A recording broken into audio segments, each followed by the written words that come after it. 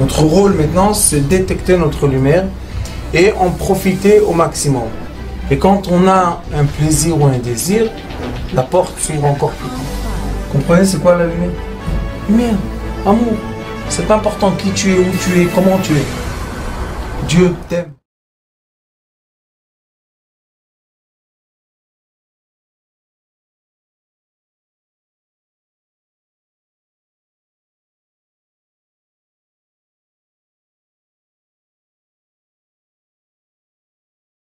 On a dans le livre de Bereshit, dans la paracha de Chaye Sarah, on a le commandement de Avraham Avinu à son esclave.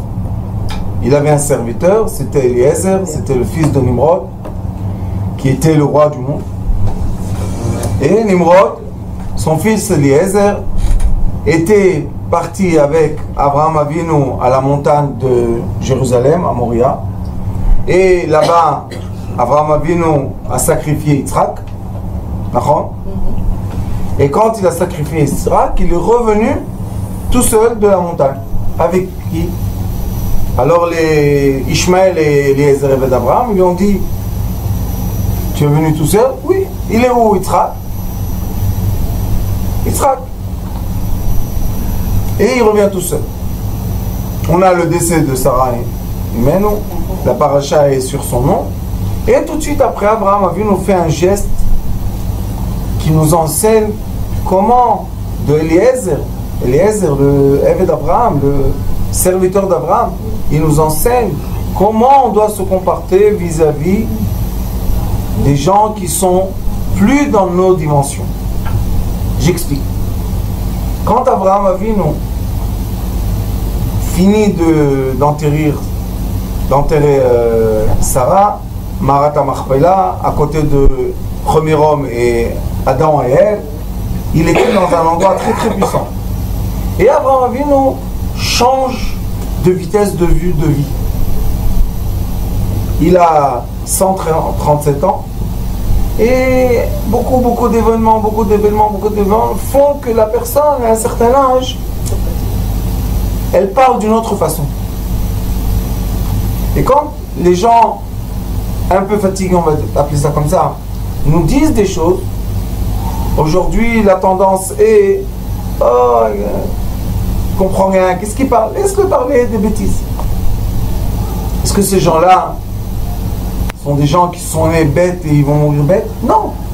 Ce sont des gens que Baruch Hashem ont évolué dans la vie, ils ont passé leurs épreuves, ça y est, après ils ont marié leurs enfants, ils prennent la retraite, ça y est, ils bougent de la circulation de où les voitures vont très très vite, ils bougent. Est-ce qu'ils ne savent pas rouler dans une voiture vite? Bien sûr qu'ils savent, ils étaient là avant toi.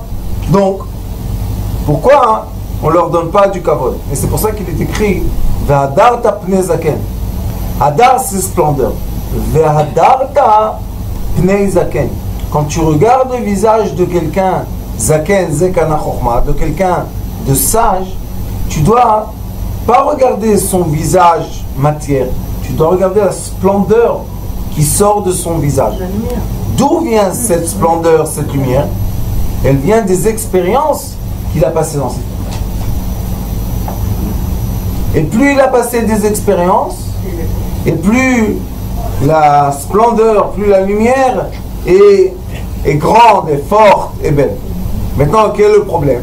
Le problème, qu'il y a des gens que malheureusement, ils testent les choses seulement sur l'apparence. Quelqu'un âgé, pourquoi on doit l'entendre? Ça ne nous intéresse pas, qu'est-ce qu'il parle? Est-ce qu'il dit des bêtises? Celui-là que tu dis qu'il a dit des bêtises, il était avant toi dans la route. Alors comment des bêtises? La route que tu circules dessus, elle a été préparée par lui. Donc, bêtises ou pas bêtises? Loin de bêtises.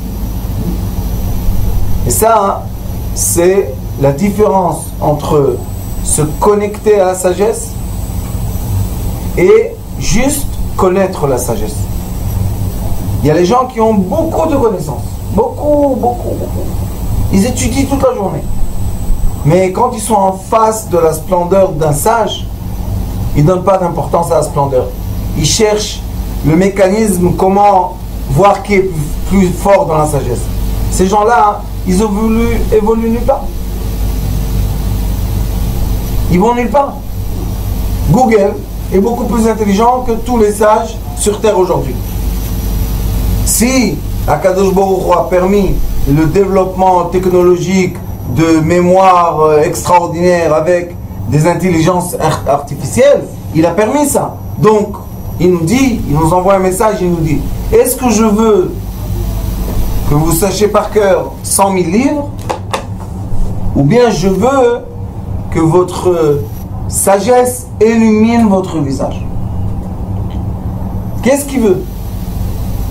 Comme après tellement d'années de technologie, on voit que l'être humain a dépassé la vitesse des oiseaux, a dépassé la profondeur des poissons, a dépassé la force des animaux. Où on va? Ça nous emmène à où? Si on ne va pas s'arrêter à temps et on va redonner l'importance à la splendeur de la sagesse des gens adultes, ça va nous emmener dans la destruction, autodestruction. Et dans cette paracha de cette semaine, on voit comment Abraham Avinu ralentit et même arrête la destruction, autodestruction de l'être humain. Pourquoi? Parce qu'Abraham Avinu a 137 ans. Et c'est écrit que Abraham a donné Zaken et lui a dit: tu es vieux. Donc 100 ans à l'époque était vieux comme 100 ans à notre époque. Il y en a qui veulent dire: non, non, c'est pas 100 ans d'aujourd'hui, c'est 100. Morav Zichrono Livracha, il est décédé à 115 ans. Il y avait une dame à Jérusalem, elle est décédée 137 ans. Il y a des gens qui prolongent leur vie. Maintenant, qu'est-ce qui se passe quand on prolonge la vie? On a encore des nisyonotes, on a encore des épreuves. Même qu'on pense qu'on a fini toutes les épreuves, non, encore une épreuve. Et encore une épreuve. Et même si on a un certain âge, une autre épreuve qui vient. Alors pourquoi les épreuves? Ça y est, c'est fini. Il a marié ses enfants, laissez-le tranquille. Les épreuves qu'il a, c'est pour nous enseigner le comportement. Akadosh Baruch Hu, par les épreuves qui nous fait vivre à un certain âge, quand on a eu la chokhma, la sagesse, c'est pour qu'on enseigne aux autres le comportement. C'est pas des épreuves à nous. Parce que quand quelqu'un, ça y est, il s'est annulé, il s'est annulé. Non, tu t'es annulé devant Akadosh Baruch Hu. Encore une fois une épreuve. Et une s'arrête, hop, l'autre arrive. On voit Yaakov, vous allez voir, Bezrat Hashem, dans les parachutes qui vont venir. Yaakov Avinu, il n'a pas eu un moment dans sa vie de silence, même dans le ventre de sa maman, il se battait avec Esav. Et quel moment de silence il a eu? Il est arrivé après Lavan, il est arrivé en Eretz Israël, il a dit: ça suffit, Maspi. Ratza Yaakov Lishev Beshalva. Yaakov Avinu a demandé de être en calme, en paix. Kafatzala Brogzo Shel Yosef. Il a eu l'épreuve de Yosef le pauvre. 22 ans, il a pleuré son fils, son fils, son fils. À la fin, il a rencontré. On va voir. Il a rencontré et encore des épreuves. Et il ne voulait pas faire sortir son corps de l'Égypte. Et il devait sortir de la sorcellerie de l'Égypte. Combien? Alors il y a des gens dans le monde qui disent: ce monde-là ne vaut pas. Il n'a pas de valeur. C'est pour ça qu'ils ont arrêté les enfants.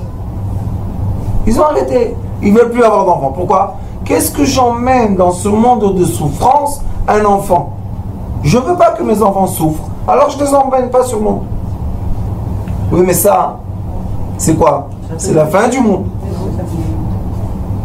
Si on arrête les êtres humains. Mais quel est le problème? À contre-compte, qu'est-ce qu'ils font? Ils parlent contre ceux qui envahissent l'Europe. Si toi tu ne veux pas emmener d'enfants, c'est ton problème. Mais ne dis pas aux autres de ne pas emmener d'enfants. Non, ce sont des primitifs. Oui, mais les primitifs bientôt, ils vont voter et la France sera eux. L'Europe. Et la Chine et le Japon, pas la Chine, le Japon. Alors qu'est-ce que tu veux? Si toi tu as dit le monde est mauvais et tu as décidé de disparaître du monde, elle me disparaît. Mais pourquoi tu ne me permets pas à moi d'apparaître? Non, toi aussi tu dois disparaître avec moi ensemble. Ça c'est Sodome et Gomorrha, ça c'est le Sodome. C'est pour ça que nous, pourquoi on n'aime pas, pourquoi on pense négativement de la vie? Parce qu'on a peur de quoi? Des épreuves et de la vieillesse. On dit quand quelqu'un il est âgé, comment il va se nourrir, comment il va être en bonne santé, qu'est-ce qu'il va avoir comme épreuve encore, qu'est-ce qu'il a besoin de tout ça, c'est pas la peine. Même le roi Salomon il a dit, Yamim she'eni b'hem chefet. Ce sont des années que la personne ne veut pas tellement ces années-là. Condition. Quelle est la condition? Est-ce que je suis dans l'admiration de la sagesse? Est-ce que je vois quelqu'un d'âgé? Pour moi, il a fait un trajet dans l'histoire que je ne pourrais jamais faire de ma vie. Est-ce que je dois entendre de lui la sagesse?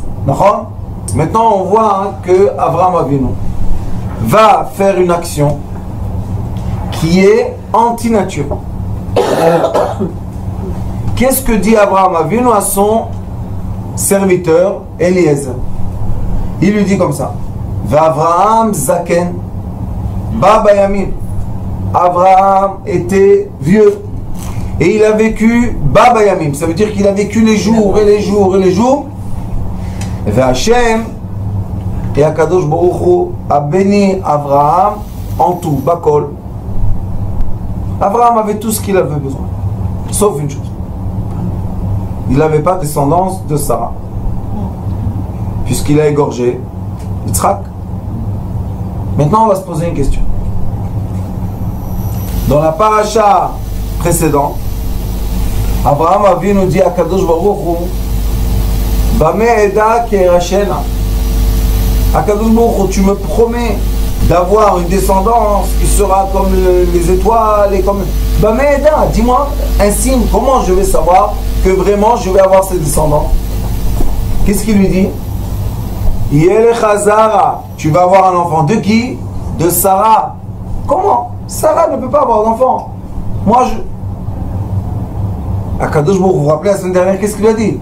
Tsemet stagnant shelcha. Abraham Avinu, sors de ta logique et regarde le monde d'un endroit beaucoup plus élevé et tu vas voir qu'il y a un ensemble de savoir que quand on est seulement dans la logique pure, on ne peut pas comprendre. Il faut avoir une vision très très très très élevée. On dit que c'est la vision de l'oiseau qui plane. Lui, il voit les choses d'une autre façon. Nous, quand on est en bas sur terre, on voit rien. Imaginez-vous, il y a un immeuble, après il y a une voiture, et moi je suis là. Est-ce que je peux voir la voiture de là-bas? Non, mais l'oiseau, il peut la voir. Alors il dit, Vayomer Abraham el Avdo. Akadosh Baruch Hu a promis à Abraham un fils à 100 ans. Il lui a donné un fils? Oui. À 37 ans, il lui dit, Yitzhak avait 37 ans. On ne peut pas dire que c'est 2 jours. Bon, on sacrifie l'enfant 2 jours. Ah, on pleure, mais ça. Mais à 37 ans, perdre un enfant. De tes propres mains. Et malgré ça, Abraham Avinu continue à croire et avoir la foi, quoi? Que Yitzhak doit se marier et avoir des descendances. Maintenant, je vais vous poser une question logique. Abraham Avinu, tu as vu ton fils, c'est toi qui l'as égorgé. Tu as allumé le feu, il est devenu de la cendre. Tu l'as vu ou pas? Oui. C'est la vérité, Rabbanit. Hein? Elle est un peu choquée, madame. Il est vraiment tué. L'ange qui lui dit arrête. Ça, c'est la grosse question. Oui. Quand l'ange lui dit arrête? Comment il a vu la levé en l'air? Il a bien pour tuer son fils. Ça, c'est quand on regarde de ce monde-là. Mais avant que l'ange lui dit arrête, il appelle de 2 noms. Il lui dit Abraham, Abraham. Entre les deux. Et lui, tout de suite, il dit Hineni. Tout de suite, il dit voilà, je suis présent. Et après, il lui dit n'envoie pas le couteau, ne le ramène pas. Pour faire une shkita kasher, il faut envoyer le couteau et ramener le couteau. Et lui, il a juste égorgé. Et après, comme tout sacrifice, Il a brûlé. il a brûlé. Maintenant, tout le monde dit, quelle horreur. Comment c'est possible? Mais, pourquoi on parle comme ça? Parce qu'on a seulement une dimension de vue. On regarde, comment je vais vous dire ça? On regarde la matière avec des yeux de matière. Mais Abraham Avinu, il a vu que lui, il était assis dans le feu, chez la première, il était assis dans le feu, chez Nimrod, et son frère a juste s'approché, il a été brûlé. Donc Abraham Avinu vit des dimensions différentes qui sont très différentes de nous. Et ça, c'est la personne âgée. C'est pour ça qu'on dit Abraham Avinu Zaken. C'est quoi Zaken? Il a eu dans sa vie des épreuves. Il a vu comment il a surmonté les épreuves. Vous savez, comme les gens jeunes, après le mariage, en moyenne, quand ils n'ont pas les parents qui poussent derrière, ou bien eux-mêmes, ils n'ont pas une situation brillante. Et chaque fois, ils se disent, comment je vais payer le loyer ce mois-ci? Et comment je vais faire? On dit à cette question. Et à la fin, quand tu les vois après 10 ans de mariage, tu leur dis, vous savez, 120 fois, vous avez déjà payé le loyer. Il n'y a pas 121. Qu'est-ce qu'il y a? Il y a un âge. Mon grand-père, il n'a jamais rien eu. Toujours dans un loyer. Il a dit quoi? Qu'est-ce qu'il y a eu? Rien du tout. Il a vécu jusqu'à la fin de sa vie dans un loyer. C'est un problème, ça? Non. Mais les gens, ils se disent, mais comment tu vas faire? Tu n'as pas une maison. C'est eux qui sont dans la dimension de matière. Mais quand on est sage et on profite des expériences qu'on a eues dans la vie pour vous dévoiler quoi?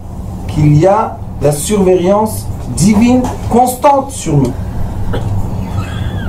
Abraham Avinu a fait rentrer, a intégré dans son corps physique la surveillance divine millimètre à millimètre, nanomètre à nanomètre. Vous savez, si vous aurez compris comment ça marche, tous ces appareils là que tout le monde aujourd'hui, je t'envoie un WhatsApp, on m'envoie une photo, je t'envoie la vidéo, etc. Vous savez, la mesure, c'est un électron. Et maintenant, ils sont en train de développer les ordinateurs lumière. C'est quoi la grandeur d'un photon? Particule lumière. Ça n'a pas de grandeur. Ils ont arrivé à l'isoler et qui bouge. Maintenant, il va faire bouger le monde entier. Un petit. Ça, c'est le sage. Le sage, il sait, pas seulement il reconnaît parce qu'il a la foi. Il sait, il a vu dans sa vie. Il a eu ses épreuves. Il a vu comment la présence divine le suit pas à pas. Donc, quand Akadosh Baruch Hu lui dit, tu auras une descendance de ton fils Yitzhak, même pour moi, quand j'ai vu que Yitzhak a été sacrifié, pour lui, ça n'a pas arrêté quoi? Le cheminement. Tu as un fils, il faut le marier, non? Le pauvre. Qu'est-ce qu'il a dit, Eliezer d'Abraham? Mon maître, si je ne fais pas vite, mais même lui, il n'y croyait pas. Comment c'est qu'il ne croyait pas? Quand Eliezer d'Abraham vient avec les chameaux, tu viens avec les chameaux. Pourquoi toi, tu n'as pas vu Yitzhak? Et Rivka, elle a vu Yitzhak. Ah oui, c'est vrai ça, dans le champ. T'es pas aveugle? Elle a dit misère et chassé. Qu'est-ce qui s'est passé? Lui, dans sa conscience, Yitzhak est mort. Quand Yitzhak est mort, il n'existe plus. S'il n'existe plus, même s'il apparaît, tu ne le vois pas. Mais Rivka, pour elle, dans sa conscience, elle va se marier. On ne parle pas d'un monde qui avait, je ne sais pas combien de millions de gens dans une ville. Ils allaient dans le désert, il n'y avait personne. Et elle le voit. Pourquoi elle a vu et lui, il n'a pas vu? Parce que elle, pour elle, Yitzhak, c'est une évidence. Elle ne pourrait jamais imaginer que Eliezer, le fils de le serviteur d'Abraham, est en train de mentir qu'il va la prendre de la maison de ses parents pour l'emmener où? Dans le vide. C'est pas des gens. Eliezer et d'Abraham, il faut faire attention. c'était quelqu'un de sage. Il enseignait la sagesse d'Abraham Avinu. C'est pas Chas Shalom, un chauffeur de taxi que tu lui payes et il s'en va avec l'argent. C'est pas ça du tout. Donc, elle, pour elle, Rivka, il y avait l'évidence de la présence, de l'existence de Yitzhak. Mais lui, Yaakov et Eliezer et Abraham, il s'est dit, le pauvre, mon maître, ça va plus. C'est pour ça, qu'est-ce qu'il a fait Abraham? Il lui a fait jurer. Maintenant, on se pose la question. Tu me fais jurer, pourquoi? Puisque je te suis, toute ma vie, je te suis. Ah, maintenant, je ne vais pas te suivre. Parce qu'Abraham, il a vu que eux, dans leur cerveau de jeune, c'est pour ça que c'est bien d'avoir à côté de toi toujours quelqu'un d'âgé. Eux, avec leur cerveau de jeunesse, quand ils ont vu Abraham retourner sans Yitzhak, pour eux, c'est fini l'histoire d'Yitzhak. Maintenant, n'oubliez pas qu'il y avait la jalousie. Ishmaël a été renvoyé de la maison pour que Yitzhak ait l'héritage.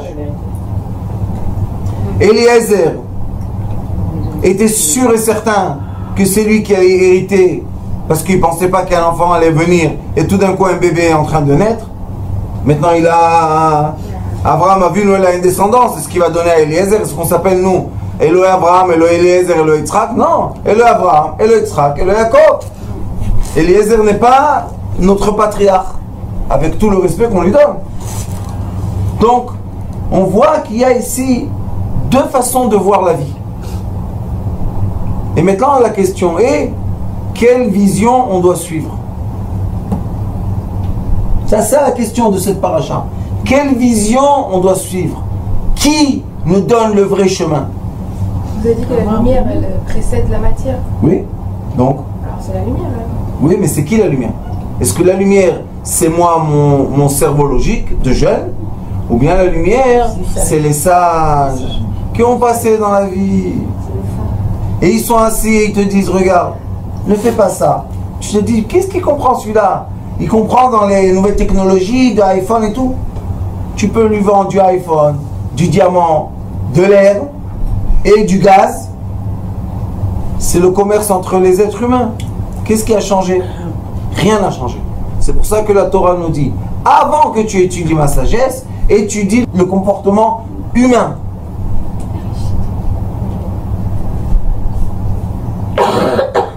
Et Abraham Avinu, il fait jurer Eliezer.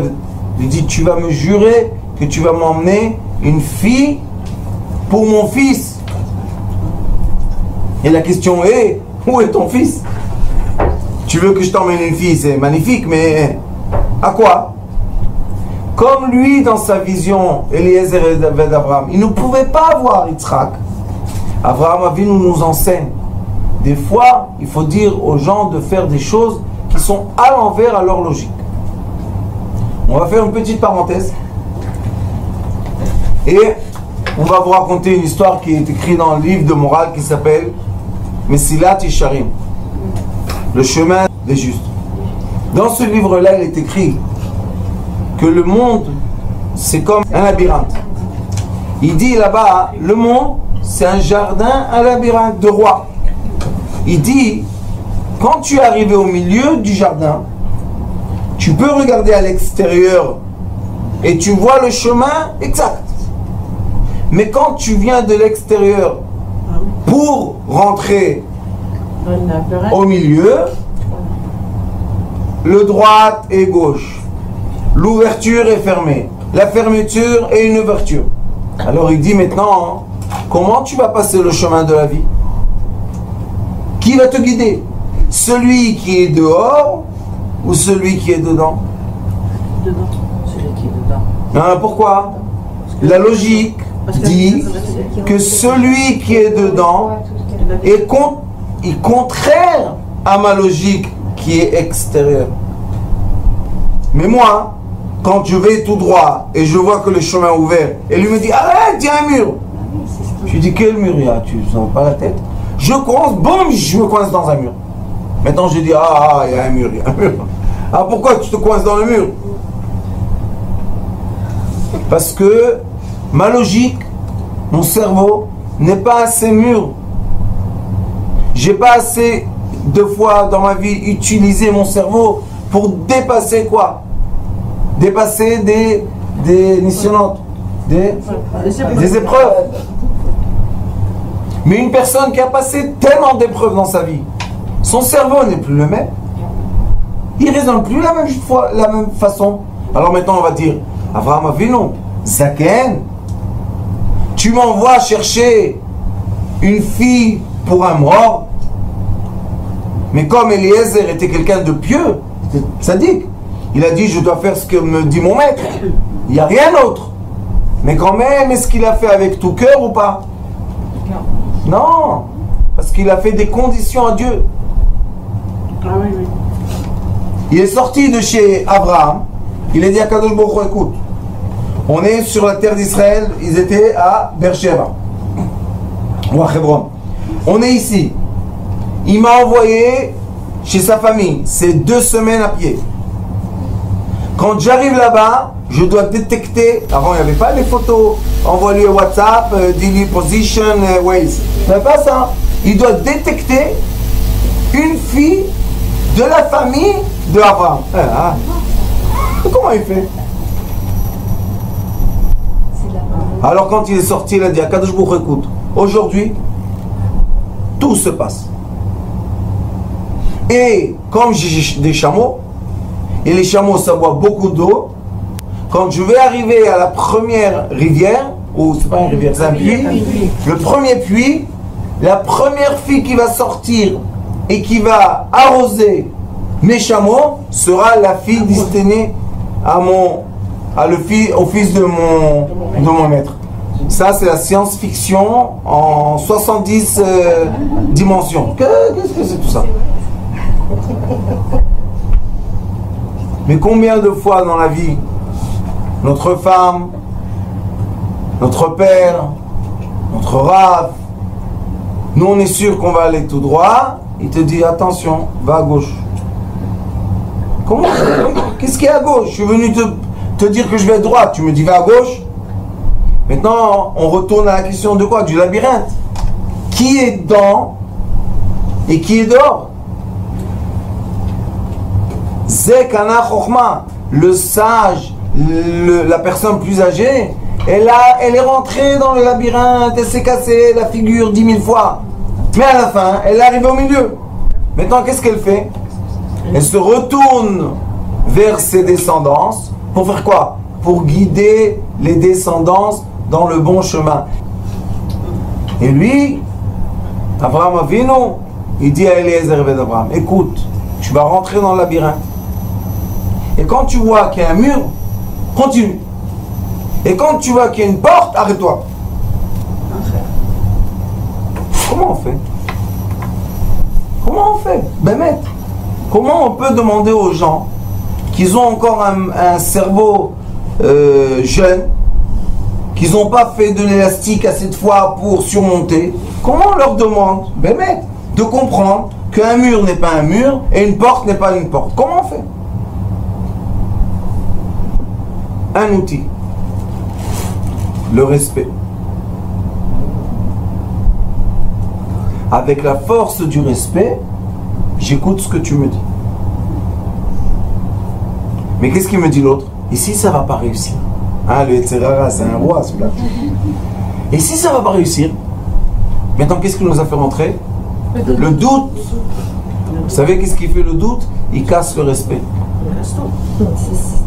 Il casse le respect. Mais la mamie ou le papy qui veut dire quelque chose à leurs enfants, ils veulent leur mal? Non. Alors pourquoi maintenant on se moque de ce qu'ils disent? Qu'est-ce qu'ils ont? Laisse-les parler, ça fait rien. Pourquoi on fait ça? Pas d'éducation. Ceux qui dirigent le monde aujourd'hui et qui nous font suivre un chemin, ce chemin n'est pas vrai, faites attention. La jeunesse qui pense qu'il est sur les astrades de technologie, attendez, les jours de solitude vont venir et vous n'allez pas être accompagné, vous allez voir, c'est pas sympathique. Notre chère jeunesse de femmes, de jeunes filles, Non, non, je dois faire encore un truc, post-doctorat, 3 trucs, et quand tu te maries, tu vas avoir des enfants. Non, non, il y a le temps, il y a le temps, il y a le temps. Ils ont rendu les gens fous. Fous, complètement fous. Selfie, l'appareil là. Vous savez ce qu'ils font les gens? Ils se photographient. Et après ils regardent. Et ils sont étonnés. Waouh, quelle photo! Dis-moi, tu es complètement. Selfie! Au moins que quelqu'un me photographie. Non, maintenant il y a, vous avez vu le bâton. Il y a un bâton. Aujourd'hui dans le monde, quand vous voyez des touristes, il y a comme un parapluie, en haut il y a le petit appareil, et ça filme tout. Maintenant ils sont occupés de ce qu'ils filment. Après ils vont à l'hôtel, ils regardent. Comme c'est joli, ils n'ont pas profité. Tu étais là-bas, profite de l'air, profite du goût, profite de l'odeur. Rien du tout. Pourquoi? Parce que la technologie est en train de prendre le dessus de l'être. Faites attention. Et la science de l'âme met l'homme au-dessus de la technologie. Et sachez qu'il y a une grande guerre. Il y a une guerre, une vraie guerre. C'est la guerre de l'avenir de nos enfants. Il y a une partie des gens qui disent on doit aller au bout de la technologie. Qui va emmener quoi? La destruction de l'être humain. Et il y a des gens qui disent la technologie ne sert plus. Il faut retourner au manger de base, à la lumière de base. Il faut retourner dans la nature. Regardez les gens. Il y a des gens qui vont habiter dans les tours. Vous savez qu'une tour, si vous y pensez logiquement, c'est une prison, une piège. Parce que, grâce à Shalom, l'électricité s'arrête, il n'y a pas d'ascenseur. Tout se bloque. Et malheureusement, les gens piégés dans quoi? Dans un rêve. Si tu veux venir visiter quelqu'un dans une tour, il n'y a pas les visites comme avant. Comment ça va, toi? Non. Tu dois pas aller avant. Tu dois envoyer ton code. Avant, qu'est-ce qu'ils faisaient les gens de Hatzdaka? Ils tapaient les portes, il n'y a plus, tu rentres pas dans la tour. Tout est protégé. Et dedans, qu'est-ce qu'il y a? Des gens pauvres. Tout. Alors tu vois la mer d'en haut. Bravo. Et l'air que tu respires, plein de microbes. Pourquoi? Parce que l'air conditionné, il y a les microbes qui s'entassent. Magnifique. Et il y a des autres, dans cette génération, qui quittent le monde moderne. On ne veut plus payer les taxes et aller aux élections et la police qui t'arrête. Laisse-moi tranquille. Où ils vont? Thaïlande, aux Indes, dans les pays primitifs. Et ils vivent là-bas et ils sont heureux. Mais tu lui dis, dis-moi, ça va pas? T'as pas le robinet? Qui a besoin du robinet? Oh, puis on prend l'eau qu'on a besoin. Et on étudie comment ne pas dépenser de l'eau pour rien. On étudie de manger, on ne laisse pas les écorces comme ça dans la rue. Parce qu'il n'y a pas les balayeurs de rue ou celui qui va faire jeter la poubelle. Alors qu'est-ce qu'on fait? On doit soi-même évacuer les déchets. On fait un peu de feu. Vous savez combien de gens dans cette salle? Sauf ceux qui font l'Akba Omer. Mais à part ça, combien de gens dans cette salle n'ont pas vu le feu? Feu de bois. Je ne parle pas de l'allumer les nérotes. Et vous savez que si les gens aujourd'hui n'allument pas les bougies, aujourd'hui la plaque électrique, il n'y a plus le gaz. Pourquoi? C'est dangereux le gaz. Oui, mais on est en train de perdre la vue de la nature. Le feu, c'est une partie des compositions de la nature. Je dois voir la flamme. Elle m'enseigne beaucoup dans subconscient.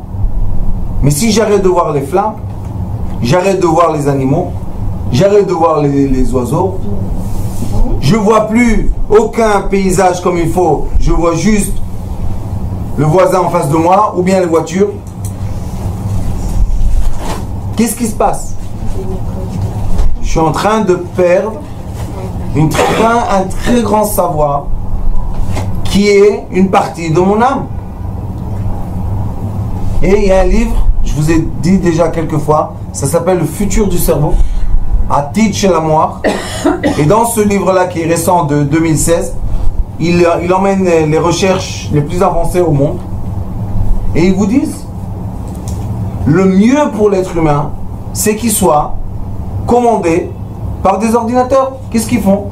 Ils ouvrent la fontanelle, ils implantent un cerveau. Mais vous savez pourquoi? Parce que le temps d'entendre un message et faire l'action, c'est trop de temps. La vérité, on entend quelqu'un nous dire comment ça va? Non, c'est trop. Alors ils envoient le message direct dans le cerveau pour direct faire l'action. Alors il y en a qui disent mais tu sais, c'est pas esthétique, ils vont avoir une petite bosse. Vous savez c'est quoi la réponse? Quand tout le monde aura une bosse, ça sera esthétique. Plus en plus, la technologie s'avance et plus on voit le décalage entre quoi? L'être humain et le robot humain. Il y a un décalage de couple, comportement du couple, comportement de l'éducation de nos enfants, parce que nous on ne sait pas qu'est-ce qui se passe dans les écoles. Mais là-bas ils n'arrêtent pas de leur bourrer le crâne de cette technologie-là. Non. Non. Pourquoi? Parce qu'à l'âge de 12 ans, ils veulent qu'ils savent programmer les choses. Mais on reçoit des enfants en Japon, en Chine, à 6 ans. Ils disent 10 000 fois plus intelligents qu'Einstein. À 6 ans. Et Einstein a fait une révolution et tout le monde était... Ah. Il y a un problème. Le problème retourne à quoi? À la base du comportement humain. Et à la fin, même les gens robotisés, quand ils vont avoir un souci, un chagrin, ils vont chercher quoi? La médecine. D'accord? Écoutez ce que dit la Torah. La Torah dit Ve'eshivot alo. On a un commandement positif qui dit si tu as trouvé la perte de ton prochain, tu as une obligation de quoi? De lui rendre. Si tu as trouvé un objet avec des signes, avec tout ça. Mais si tu as trouvé, oui. Vous savez qu'est-ce qui est écrit dans la Torah il y a des milliers d'années? Elle a tout vu. Ils disent Ubichlal, Ashivot alo, ça inclut quoi? La partie de sa vie. Si tu vois quelqu'un malade, ça veut dire qu'une partie de vitalité, c'est, on dit, perdu, a été perdu. Est-ce que nous, dans notre génération, iPhone, schm'iPhone, est-ce qu'on n'est pas des êtres humains qui perdent une partie de vitalité? Oui. Est-ce qu'il y a 3000 ans, ce n'étaient pas des êtres humains qui ont aussi perdu une partie de vitalité? Oui. Alors comment on veut le rendre? Oh. Maintenant, le contenu de la Mishnah, ça devient une Mishnah qui dit qu'on est obligé d'étudier la médecine. Quelle médecine? La médecine lumière de l'âme. Qui est quoi? Rendre la partie spirituelle qui se perd. Et quand la personne a perdu sa spiritualité, sa possibilité, sa capacité de quoi? D'aimer, sa capacité d'être aimé. Quand on perd ça, le corps physique ne suit plus le chemin. J'ai eu un monsieur qui est venu me voir de Londres. Grande réussite. Qu'est-ce qu'il y a? Je suis millionnaire. Comment tu es devenu millionnaire? Eh ben, j'ai investi, j'ai...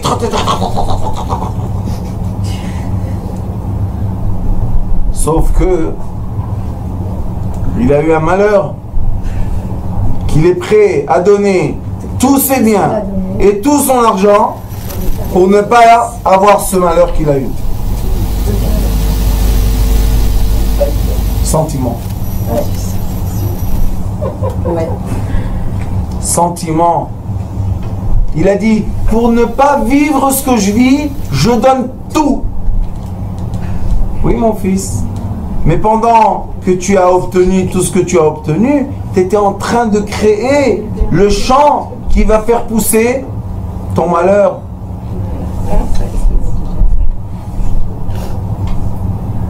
Alors, cette personne-là, elle est rentrée dans un carrefour.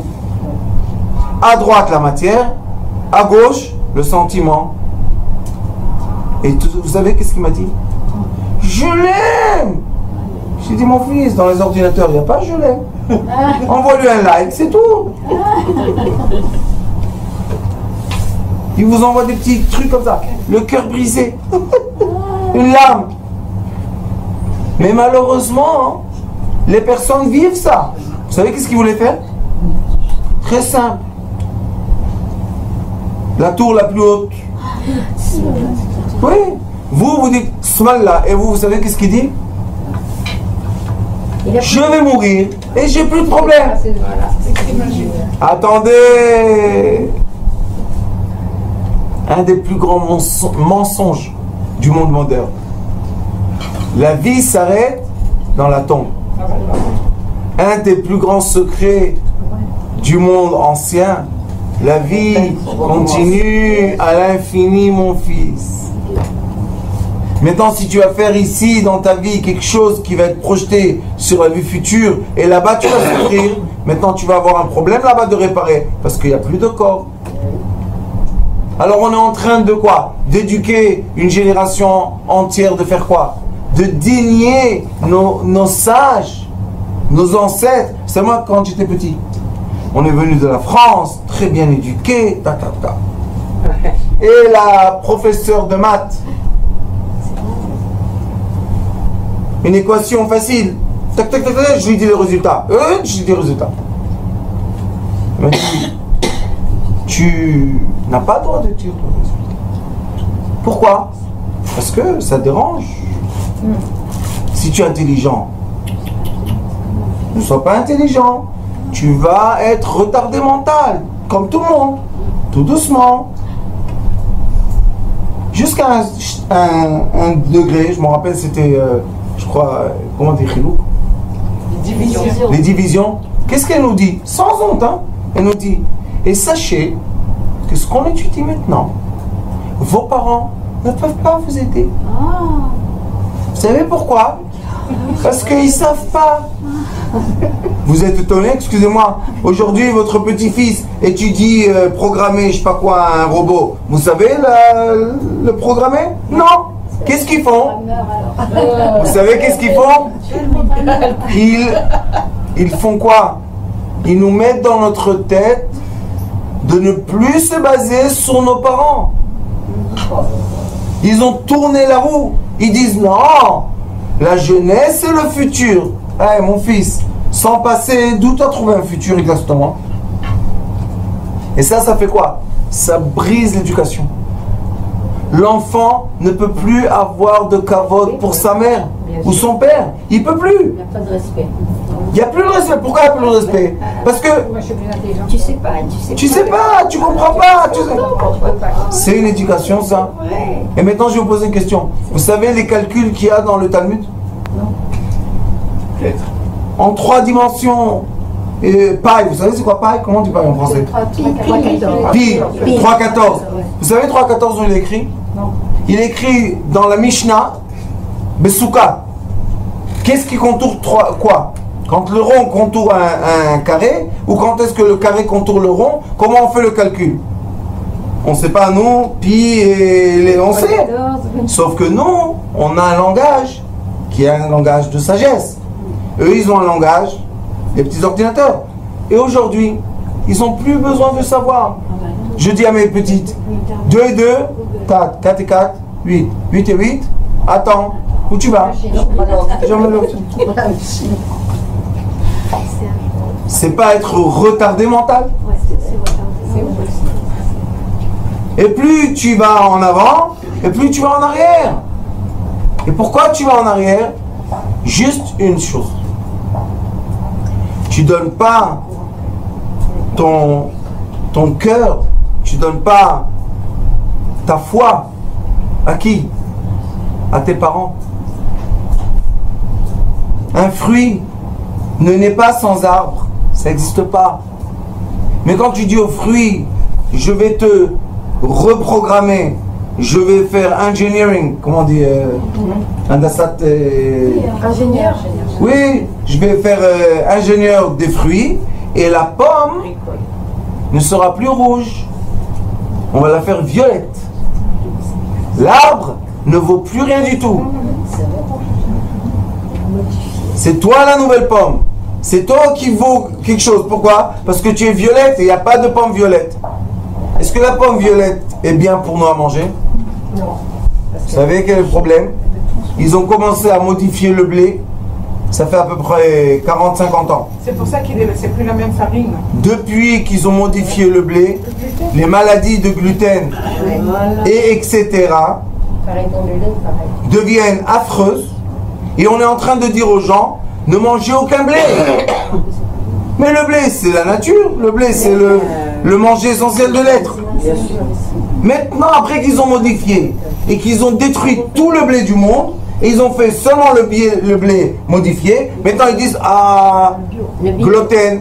Alors qu'est-ce qu'ils font les sages, comme ils sont tellement intelligents? Ils sont en train de enlever le gluten du blé modifié. Oui. Oui. Mais oui, c'est ça. Ils sont en train de créer un nouveau blé sans gluten. Mais s'il est modifié, le nouveau blé, on va trouver dans 20 ans Glo-Glo, Popototo, les noms, on en fait ce qu'on veut. Et encore une fois, ils vont dire, ah, attendez, qu'est-ce qu'il y a? On a tué 1 milliard de personnes, ça fait rien. Viens, on va modifier encore une fois le blé. Avec le sucre aussi, c'est pas vrai. Alors, qu'est-ce qui se passe? C'est ça qui est tellement de maladies. Le diabète, la maladie. Et c'est pour ça que je vous dis qu'on est obligé, c'est une obligation, d'étudier la lumière d'origine pure. C'est une obligation, c'est pas permission. Pourquoi? Pour ne pas oublier où est la source de la vie. Abraham Avinu a montré à son serviteur Eliezer, qui était sage, vous savez la sagesse d'Eliezer. Imaginez-vous toute la sagesse de l'Asie, c'est Abraham qui a enseigné. Comprenez un peu le phénomène. Il lui a dit, oui, toi tu as vu brûler, et moi j'ai vu naître. Je vais vous raconter une histoire qu'il y a dans la Torah que vous connaissez, et de cette histoire-là, vous allez comprendre la synthèse du cours d'aujourd'hui. Quand mon cher Rabbeinu est monté dans la montagne, il a vu le buisson ardent. Avant. Et qu'est-ce qu'il est écrit dans la Torah, vous savez? Asne nisraf ve'eno ukal. Il brûlait, mais je pense que L'arbre brûle, Mais ne se consume pas. Qu'est-ce que c'est ça? Il brûle, il ne se consume pas. Est-ce que vous connaissez une matière qui brûle, qui ne se consume pas? la lumière de Akadosh Baruch Hu a dit à Moshe Rabbeinu, écoute, tant que vous allez être connecté à la lumière que j'enseigne, qui est écrit dans les livres, vous n'allez jamais être consumé. Vous allez être immortel. Éternel, parce que vous êtes une âme. Mais dès que vous allez tomber dans la pensée de la consommation, vous allez finir.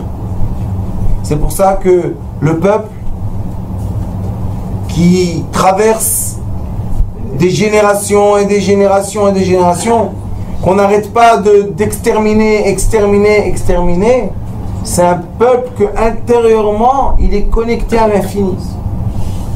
Même cette génération, qu'on voit un holocauste affreux de quoi? De comportement d'être humain. La plupart du peuple juif, il y a 70 ans, étaient juifs. Je ne veux pas parler de religion parce que c'est une invention, mais juifs, on était juifs. Ils sont venus ici, en 40 ans, tac, ils ont pris toutes les bases du judaïsme.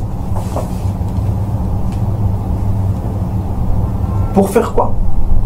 Pour rouler en voiture Yom Kippur, Yofi, bravo. Pour aller au cinéma Shabbat, Yofi, fais encore, allez, bravo. Quoi encore? Pour manger ce qui est interdit, fais encore, qu'est-ce que tu veux? Pour brûler les tefilines, brûle. Et, n'oubliez jamais, Asne Eino Ukal, c'est impossible de détruire ce qui est connecté à l'infini. Donc, nous avons une mission que j'appelle tous les gens qui nous regardent. Je dis, on doit se réunir tous autour de quoi? Des flammes naturelles. L'être humain, s'il est connecté à la lumière, jamais il sera exterminé par les robots, par les machines, par les bêtises. Non. Mais l'être humain qui a été envahi par la consommation, les robots, ils les tuent en un instant. Un instant. Pourquoi? Parce qu'ils nous ont pris le choix de vie. Et on doit remettre en place les mariages. Et de plus en plus de mariages. Vous savez que chaque mariage que je vais, je pleure. Je dis aux mariés, vous savez qui vous êtes, vous? Vous êtes le Mashiach. Je dis, comment Mashiach? J'ai pas de kippa, j'ai pas de... J'ai dit, tu as accepté de faire quoi? D'être anti-consommation. Tu as accepté d'emmener un enfant au monde. Ça veut dire de continuer, quoi? L'éternité de l'âme. Mais ceux qui veulent plus se marier, qui font des carrières, ils ont de très belles maisons, tout va bien, ils ont de l'argent, ils ont des... mais ils n'ont pas de vie. Alors à quoi ça sert? 70 ans de profit et consumé à la cendre. Mais ceux qui ont eu une vie de quoi? De transmettre le message de génération en génération, eux ils sont éternels. Alors c'est pour ça qu'Abraham Avinu, sa vision était, malgré qu'il a vu Yitzhak, il a dit non, c'est éternel, il va revenir. Comment il va revenir? C'est pas mon problème. Moi j'ai confiance au divin. Je sais que quand le divin m'a dit que je vais avoir une descendance, je vais l'avoir. Mais mes yeux ne voient à l'envers. Et alors? Combien de fois dans la vie on a eu des épreuves, on s'est dit, je vais mourir? Non. L'épreuve va passer, tu es mort? Non. D'accord?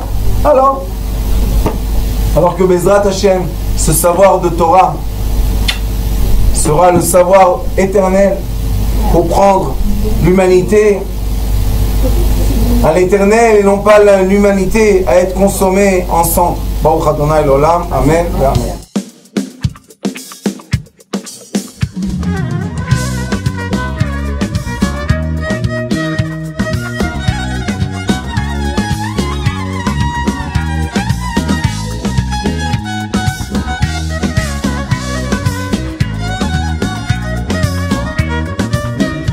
במרומים ועולמות עליונים ואורות הזוהר הקדושים רבנו יושב ומתפלל תמיד שנזכה לחיים ארוכים במרומים ועולמות עליונים לצד מלאכים ושרפים רבנו יושב ומתפלל תמיד שנזכה לימים מאושרים יושב שם במרומים רבנו מורי חיים נשמתו מהירה כזוהר כוכבים רבנו מורי חיים יושב שם במרומים רבנו מורי חיים נשמתו מהירה בכל הרגע